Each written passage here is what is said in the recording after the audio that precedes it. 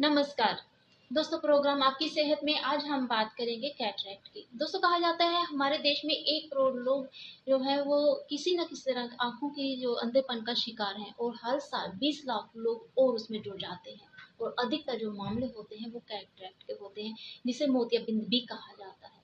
क्या होता है मोतियाबिंद, क्यों, कैसे इससे रोशनी कम हो जाती है और कैसे इसे बचा जा सकता है, आज हम जानकारी हासिल करेंगे डॉक्टर आर डी सूद जी से। सर, आपका हमारे प्रोग्राम में स्वागत है। थैंक यू जी, नमस्कार। सर, कहा जाता है कि लीडिंग काज ऑफ ब्लाइंडनेस जो है वो कैटरैक्ट है। आपसे हम सर ये समझना चाहते हैं कि आखिर जो मोतियाबिंद है या कैटरैक्ट है ये क्या होता है, इसके होने के जो कारण है वो क्या रहते हैं। पहली चीज़ तो जी इसमें ये देखा गया है कि जो काला मोतिया भी होता है, एक सफ़ेद मोतिया, दोनों मोतिया होते हैं। बट जो काला मोतिया होता है वो ग्लोकोमा है, जिसमें जो भी नज़र लॉस होती है वो नज़र वापस नहीं आती है। उसको सिर्फ हम वहाँ पे रोक सकते हैं सो दैट जो नज़र बची है उसको हम बचा लें। दूसरा होता है सफ़ेद मोतिया, जिसको हम ऑपरेट कर देते हैं। ऑपरेशन के बाद वो जो नज़र जो लॉस हुई होती है, जो नज़र चली जाती है, वो वापस आ जाती है। तो इसके कॉजेज़ तो बेशुमार हैं जी। तो बट मोस्ट ऑफ द सबसे बड़ा कॉज ये है कि इसका एज फैक्टर के साथ चलता है। After the age of 60 to 65 ये कैटरैक्ट बनना शुरू हो जाता है। कईयों में ये भी होता है कि बचपन में भी कैटरैक्ट निकलता है, कंजेनिटल कैटरैक्ट जिसको कहते हैं, जुवेनाइल कैटरैक्ट भी निकलते हैं, और कई में जो कुछ ड्रग्स ली होती हैं किसी माँ ने ड्यूरिंग प्रेगनेंसी, उसकी वजह से भी हो जाता है। So it has genetic origin also, और दूसरा ओरिजिन भी होता है। फिर कई डिजीज़ेज़ होती हैं जिसमें कैटरैक्ट जल्दी आ जाता है।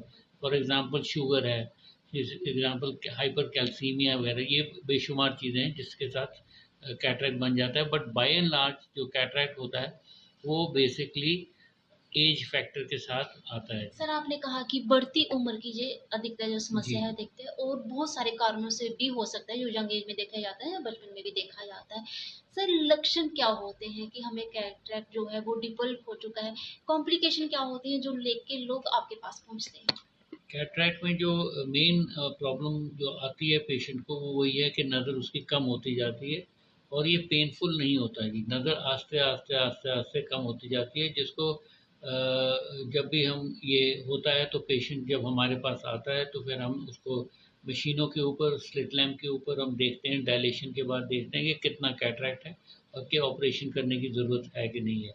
एक चीज़ इसमें सबसे बड़ी चीज़ ये है कि अगर आपके लाइफ़स्टाइल में, अगर आपको कैटरैक्ट कम भी है, लेकिन आपका जो लाइफ़स्टाइल है, जो आपका रहन-सहन है, जैसे आप टीवी देखते हैं, क्या करते हैं, तो वो अगर अल्टर्ड हो, तब भी हम उसमें ऑपरेशन के लिए पेशेंट को सुझाव देते हैं कि आप ऑपरेट करा लीजिएगा और उससे आपकी नज़र बेटर हो जाएगी। जी, कहीं न कहीं नज़र को बचाया जा जी हाँ। सकता है। सर, ट्रीटमेंट मोडालिटी की अगर बात की जाए तो क्या रहती है? ट्रीटमेंट जो मोडालिटी ये है जी, आजकल के टाइम पे हम इसको बेसिकली फेको एमल्सिफिकेशन करते हैं, क्योंकि साथ हम सर्जरी कर देते हैं जिसमें कोई टांका नहीं लगता, कोई टीका नहीं लगता। पेशेंट ने बस लेटना है और 7-8 मिनट के ऊपर सर्जरी हो जाती है और पेशेंट चला जाता है। तो इसमें हम जब फेको करते, फेको का ये मतलब है जो लेंस, जो गॉड गिवन जो लेंस होता है, जो सफ़ेद हो गया होता है, उसको हम निकाल देते हैं उस छोटे से अपर्चर से, और उसके बाद हम उसमें आर्टिफिशियल लेंस डाल देते हैं। सर जी, आफ्टर कैटरैक्ट सर्जरी की अगर बात की जाए जी। तो कितनी जो एफिशिएंसी है वो क्या रहती है जो अगर लेंस डाला जाता है। बहुत बढ़िया रहती है जी, बहुत फर्स्ट क्लास हो जाती है उसकी नज़र, डिपेंडिंग अपॉन कि आपने कौन सा लेंस डाला है। इसमें बड़े वैरायटी के लेंसेज होते हैं। एक होते हैं मोनोफोकल लेंस, जिसमें आपकी दूर की नज़र ठीक हो जाती है, लेकिन पास की नज़र के लिए आपको ऐनक लगानी पड़ती है। फिर होते हैं मल्टीफोकल लेंसेज। मल्टीफोकल लेंस में ये होता है कि आपकी दूर की नज़र तो ठीक हो जाती है और पास की नज़र भी ठीक हो जाती है। फिर एक थर्ड कैटेगरी, जिस इज़ द हाईएस्ट कैटेगरी, वो है ट्राईफोकल लेंस। ट्राईफोकल लेंस में ये होता है कि आपकी दूर की भी नज़र ठीक हो जाती है, इंटरमीडिएट नज़र भी ठीक हो जाती है, जो पास की और नजर पास, तो ऑल दी जितनी भी सारी नज़र, जितने जितने डिस्टेंस के ऊपर आपको सारा कुछ नज़र आना शुरू होता है। सिर्फ एक इसमें ड्रॉबैक होता है जो मल्टीफोकल में देखा गया है, ट्राईफोकल में कम होता है। वो होता है कि शुरू में आपको चंद महीनों के लिए आपको उसमें हेलोज नज़र आएंगे नहीं। मतलब आप किसी लाइट को देखेंगे तो उसके इर्द गिर्द सर्कल नज़र आएंगे।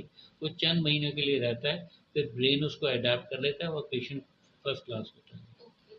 सर, अक्सर कहा जाता था, पहले तो हम सुनते थे कि कहा जाता था कि मोतिया को पकने दें, फिर उसके बाद सर्जरी की जाएगी। लेकिन आजकल जो है वो उसे पकने का इंतज़ार नहीं किया जाता। इनिशियल सर्जरी जब की जाती है तो उसके क्या बेनिफिट्स हैं?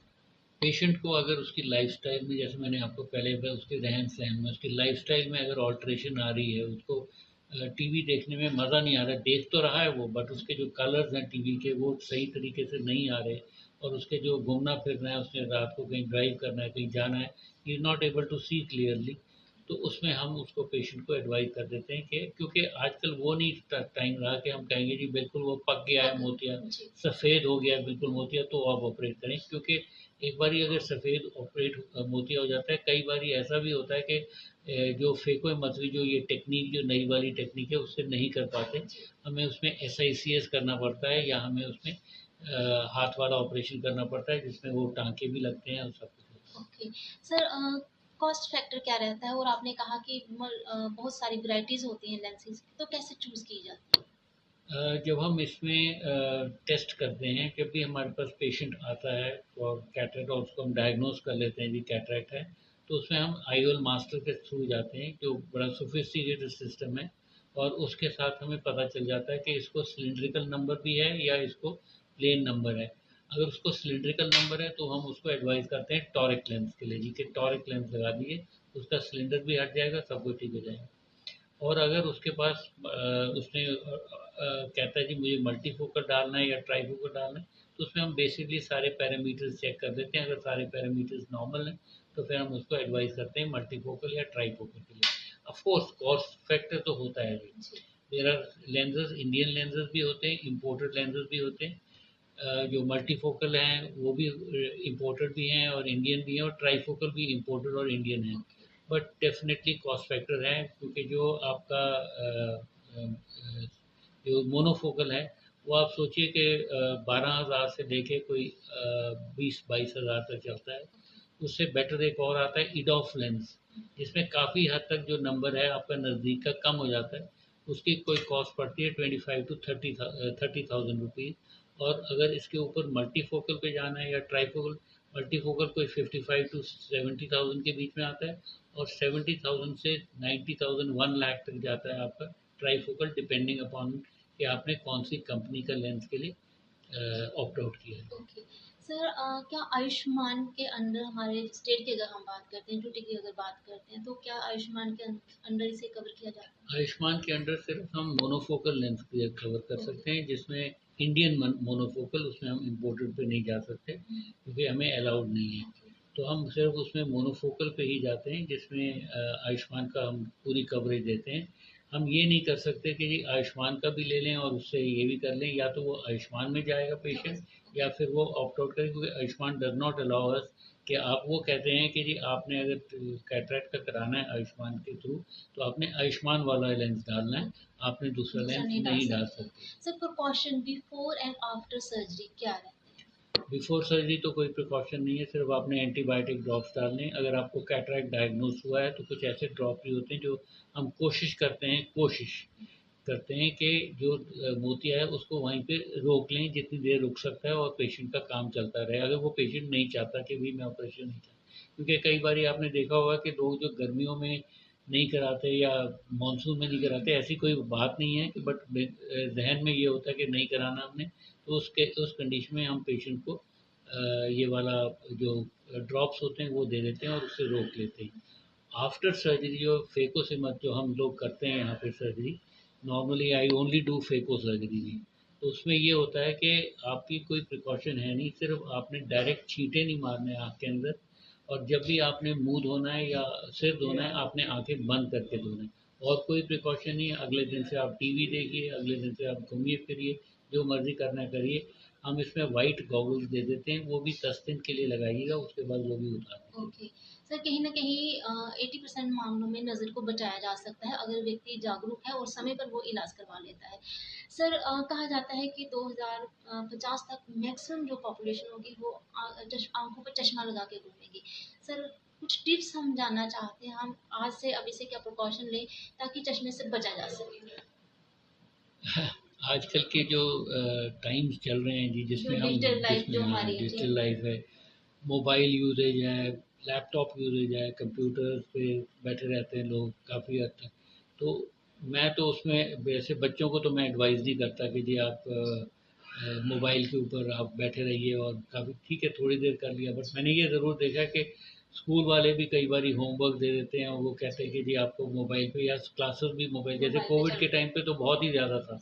अभी भी मैंने ये देखा हुआ है, मेरे पास जो पेशेंट्स आते हैं वो कहते हैं कि जी हमें ऑनलाइन करना पड़ता है, तो हम उस पे करते हैं।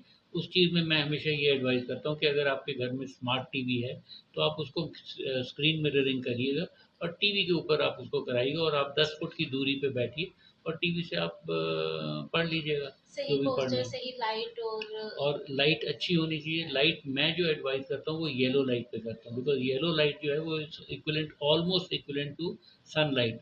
तो जो कलर्स का आपने देखा होगा, आप अगर कभी कोई कपड़े की दुकान में भी जाएं आप, और आप ट्यूबलाइट के अंडर वो कलर देखें, और जब आप बाहर निकलते हैं उस कलर और इस कलर में बड़ा फ़र्क होता है। सो आपको बेसिकली येलो लाइट पे जाना चाहिए, विच इज़ वार्म लाइट जिसको कहते हैं, और वो यूज़ करनी चाहिए, और आपको अच्छी लाइट में ही पढ़ना चाहिए। सर अगर चश्मा बाई चांस नंबर आ ही जाता है तो पहनना बहुत इम्पोर्टेंट होता है, ताकि जो बढ़ती हुई नज़र को रोका जा सके। हाँ, पहनना तो ज़रूरी है जी, क्योंकि जो नज़र है वो बेसिकली आपकी जो डेवलप होती है नज़र, ब्रेन के साथ जो एडेप्टेबिलिटी होती है नज़र की, वो जब तक आप उसको सही नज़र नहीं, आँख को सही चीज़ नहीं पेश करोगे तो ब्रेन उसको अडेप्ट नहीं करेगा। लेकिन आजकल तो ये है कि हम जब दे देते हैं बच्चों में, जैसे होता है 18 साल के बाद हम लेसिक कर देते हैं उनका, और उनकी ऐनक उतार देते चश्मा हैं जी, कोई उतारने के भी प्रॉब्लम नहीं नई है। नई टेक्निक्स जो कोई है वो आ प्रॉब्लम चुकी कोई हैं। प्रॉब्लम नहीं है सर उसमें। कुछ 40+ के जो लोग हैं उनके लिए कुछ आइज हेल्थ जो के रिलेटेड जो इश्यूज हैं वो लोगों को पता होना चाहिए। खासकर जैसे हाइपरटेंशन या डायबिटीज के बाद रूटीन चेकअप जो होता है, टाइम फ्रेम जो होता है, वो क्या होना चाहिए? एक मैसेज के माध्यम से आप हमारे व्यूअर्स को समझा दीजिए। मैं यही कहता हूँ जी कि आफ्टर द एज ऑफ 40, एक तो आप जब बच्चे को स्कूल में एडमिट करते हैं, स्कूल वालों को एक मैंडेटरी चीज़ कर देनी चाहिए कि ये विजन चेक करा के आएंगे, क्योंकि उससे हमें ये पता चल जाएगा कि बच्चे की आईसाइट कम है कि नहीं। मैंडेटरी हो जाना चाहिए। दूसरी चीज़, आफ्टर द एज ऑफ 40 आपको अपना आँख का प्रेशर चेक कराना चाहिए, जिसके अकॉर्डिंगली हम कह सकते हैं कि बंदे को कहीं काला मोतिया तो नहीं हो रहा। क्योंकि कई बार ये देखा गया है कि पेशेंट सोचता है कि मेरी नज़र कम होती जा रही होती है, शायद ये मोतिया होगा, सफ़ेद मोतिया होगा, लेकिन वो निकलता काला मोतिया है। और काले मोतिया की नज़र जो है वो जो चली जाती है उसको हम वापस नहीं लाते। तो बहुत ज़रूरी चीज़ है कि आफ्टर द एज ऑफ 40, 40 साल के ऊपर ऊपर आपको अपना टेंशन, आँख का जो प्रेशर है वो चेक कराना चाहिए। अगर आपके फैमिली में किसी को डायबिटीज़ है, शुगर की बीमारी है, या ब्लड प्रेशर का प्रॉब्लम है, तो उसमें आपको पर्दे का चेकअप ज़रूर कराना चाहिए कि कोई पर्दे में शुगर तो नहीं आ रही, क्योंकि जो शुगर आती है पर्दे में वो पर्दे को खाती है जी, उसकी जो नज़र है उसमें चली जाती है, काफ़ी हद तक चली जाती है, और उसके लिए फिर हमें उसका इलाज करना पड़ता है, सो दैट जो हम नज़र बची है उसको बचा लें, वापस तो नहीं ला सकते। सर आपने हमें कीमती समय दिया और हमें बताया कि कैसे अपनी नज़र को जो है वो बचाया जा सकता है। आपका बहुत बहुत शुक्रिया। थैंक यू जी, तो थैंक दोस्तों डॉक्टर सूद जाने माने ऑप्थेमोलॉजिस्ट हमें बता रहे थे कि कैसे हम अपनी नज़र को बचा सकते हैं। मोतियाबिंद एक ऐसी बीमारी है जो धीरे धीरे आंखों की रोशनी को कम करती है, लेकिन अगर आप जागरूक हैं, सही समय पर इलाज करके या सर्जरी करके इस नज़र को बचाया जा सकता है। इस प्रोग्राम में इतना ही। अगले अंक में फिर हाजिर होंगे किसी और विषय के साथ।